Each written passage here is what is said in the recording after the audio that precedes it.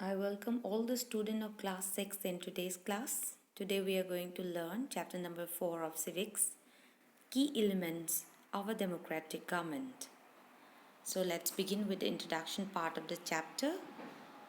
So the key elements are the elements that influence the working of a democratic government, which include people's participation in the functioning of the government, resolution of conflicts among the people in the country, and the equality and justice.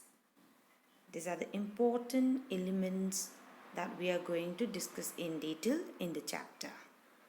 So let's begin with the story of South Africa. So, South Africa is a country of several races. Several races like white, American, African, Indian, and other colored people live in Africa, and in early days the country was governed by apartheid system. Apartheid system means separation among the people who belong to different races. They divide the people of South Africa into white and non-white, and every facilities education facilities, hospitals, transport and communication, residential area, all are separate for these two groups of people.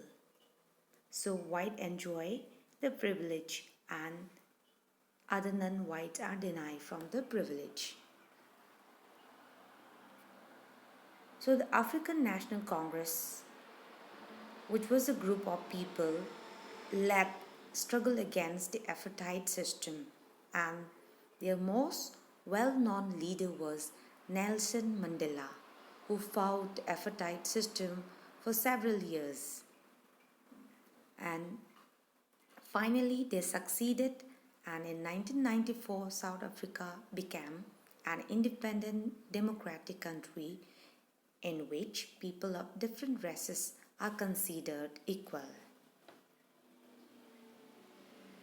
So, this is the story of South Africa.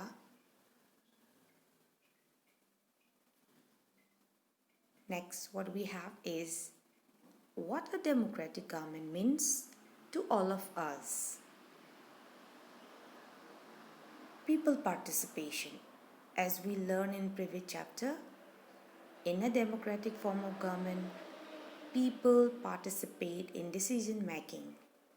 So people participated in decision making. Democracy is the rule of the people. So people take part in decision making. How people take part in decision making? Let's see. Number one, through voting. Election is very important. That's why regularly every 5 years election is held in India. Why this election is regularly held in India? If election is held regularly, then people choose their representative. If the ruling government is not liked by the people, they are not come to the expectation to the people, then people can change the government in next election. Like that, limit of the power of the government can be limit. So voting is very important, and through voting people take part in decision making. And other ways of participation: by taking an interest in the work of the government and by criticizing it when one can express their ideas and thought about the policy program of the government. People, their views can be expressed through organizing dharnas, rallies, strikes, signature campaign, etc.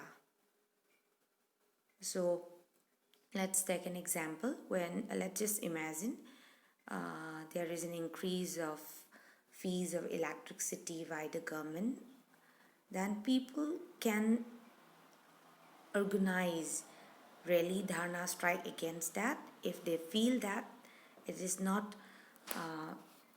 reasonable, then government also can change their decision. Like that, people can participate in the functioning of the government. Newspaper, TV, magazine also play an important role in discussing government issues and responsibilities. So what is happening, what is to be done, all can be discussed. So people can know about the policy program functioning of the government with the help of this medias like newspaper, TV, magazine. So in a democratic government, people involved in the functioning of the government like this. Then by social movement also, people involved in the functioning of the government. Another way for people to participate is to organize themselves into social movements that seek to challenge the government and its functioning. When they feel the actions taken up by the government regarding an issue in the society or any program or the policy, if people think that that is not fair for all the people, then people can start social movement to challenge the government and its functioning. So like this, people in a democratic government involved in the functioning of government. Next, we have another important elements of democratic government, that is resolving conflicts. Conflict occur when people of different cultures, religions, regions, or economic backgrounds do not get along with each other, or some among them feel they are being discriminated against. In such situations, conflict develop among people, and not only people, conflicts can be between the states also. So conflicts develop, then religious procession and celebration sometimes leads conflicts. Then the police is responsible for ensuring that violence does not take place. On behalf of the government, police has to take responsibility of ensuring that violence is not in the society. This is how government is trying to maintain peace in the society. Then rivers too can become a source of conflict between states. Let me take one example to make you understand this. River Kaveri in India, there is dispute between the state Tamil Nadu and Karnataka regarding the sharing of water of the river Kaveri. So in such situations, central government has to tackle the problem. Both the states need water for irrigation and for domestic use.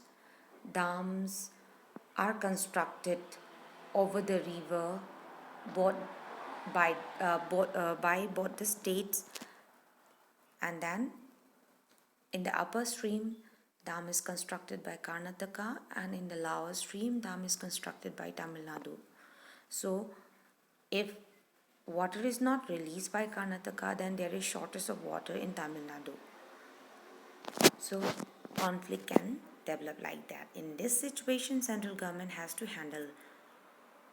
A river may begin in a state and flow through another and end in a third state.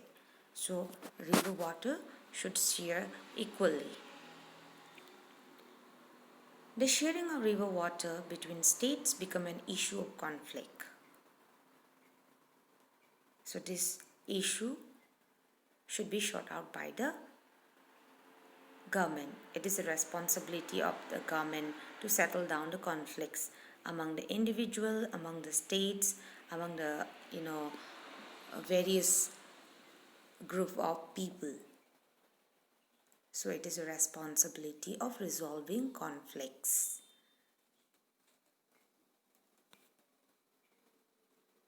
Equality and justice. That's the last topic. Equality and justice. Equality and justice are inseparable. Commitment to equality and justice is one of the key ideas of democratic government. The earlier practice of untouchability is now banned by law. Justice can only be achieved when people receive equal treatment, and the government plays a vital role in promoting justice.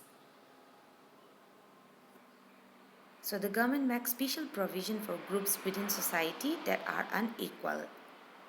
So it also makes provisions for underprivileged or neglected groups of people within the society. So these are all the important elements of a democratic country. So today we will end here. I thank you all.